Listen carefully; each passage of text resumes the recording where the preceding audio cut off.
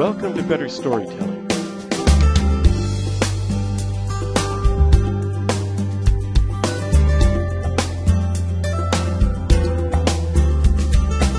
In this program, you're going to learn where to begin a story.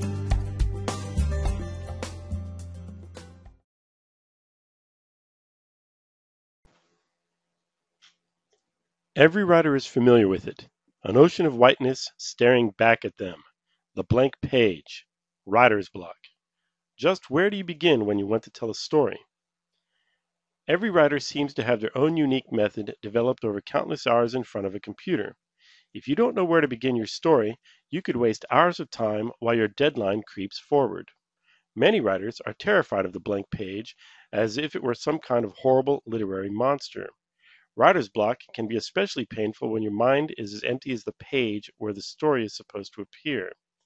Fortunately, there is an answer. Where to begin your story? One way to approach a new project is to look at the different elements involved with writing: premise, plot, character, setting, theme, genre, and dialogue. Use one of these as the starting point for your story.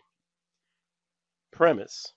Probably the most common way to begin a story is with the idea. Many times, an idea will simply pop into your mind, and when it does, you need to write it down before it fades away.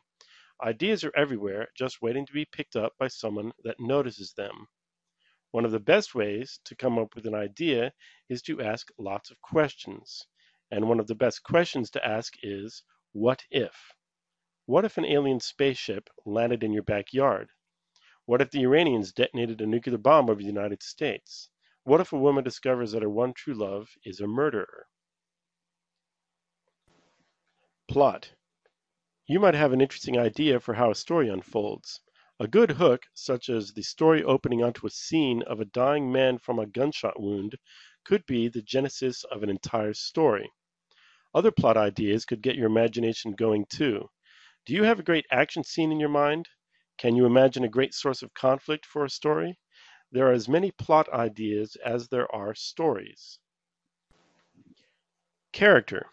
Quite often a writer will have a fascinating character in mind.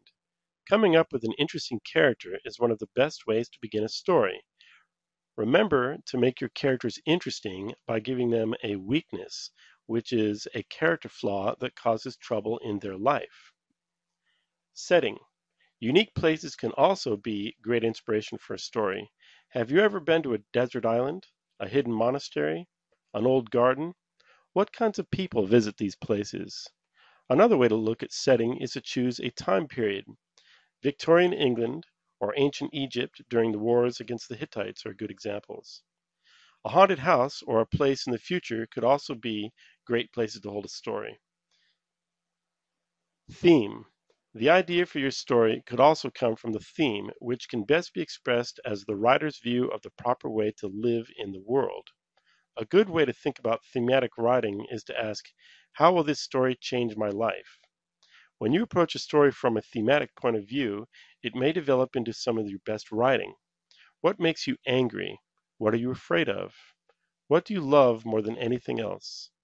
Whatever gets your blood boiling, whatever makes you sad, whatever fills your heart with emotion, can be the seed of a fantastic idea. Genre. These are all different story forms which have become so popular that they're all placed in their own unique category.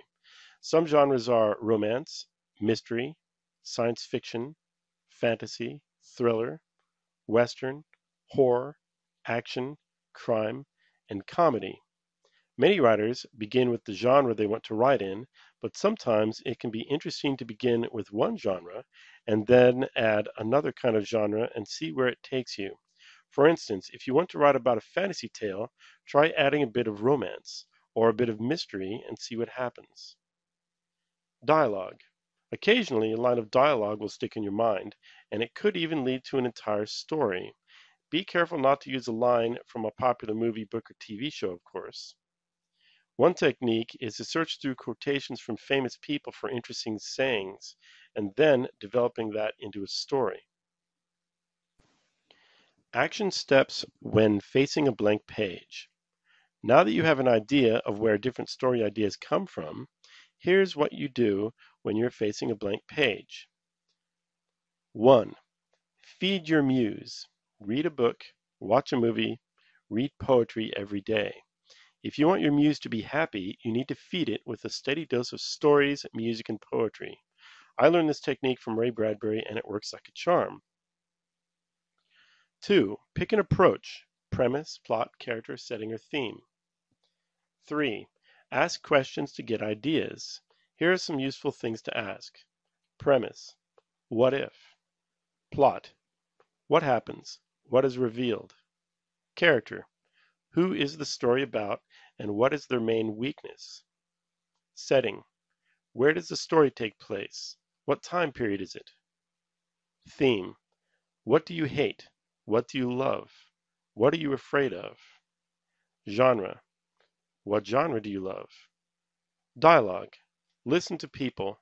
What are they talking about? Look at quotes from famous people and write them down. Listen to music. What is the song about? 4. Write down the answers. You may want to use more than one approach. 5. Now write down whatever comes into your mind. Take a look at your list and see if you get any ideas. Can you combine some of them? 6. Choose a genre. After coming up with an idea for your story, choosing a genre is the most important choice you will make. The reason for this is that each genre is a unique story form with its own story goal and plot points. Match the type of story you want to tell with the genre. For instance, if you want to explore the question of what is human and what is not human, then a horror story is probably the best form. If you want to explore the question of love, that's a love story. If you want to explore the question of how do you live a good life, that's a fantasy. Every genre is different. 7. Structure your story. Figure out the 7 steps of classical story structure. Problem, need, desire, opponent, plan, battle, self-revelation, and new equilibrium. For more information on story structure, read the best book on writing, The Anatomy of Story by John Truby. 8. Outline the chapters of your book. Give each chapter a name. Don't just pick any title. Choose a name that will stimulate your imagination. You can evoke an entire story from a good title. This is another great technique from Ray Bradbury. 9. Write a list of scenes. Every scene has action, emotion, a goal, an opponent, conflict, a setting, and a revelation or a discovery. 10. Start writing. Now you're ready to begin your story. Get started now. Now that we've explored the various ways to come up with a story, it's time to get started. Take out a sheet of paper. You may notice that it is currently blank. That's fine, don't let it scare you. Now, go through the action steps I've discussed and write down your ideas. Pick a genre, write down the basic structure of your story, pick titles for some of the chapters of your book, outline your first scene, and begin writing. Hopefully, you'll never need to worry about facing a blank page ever again.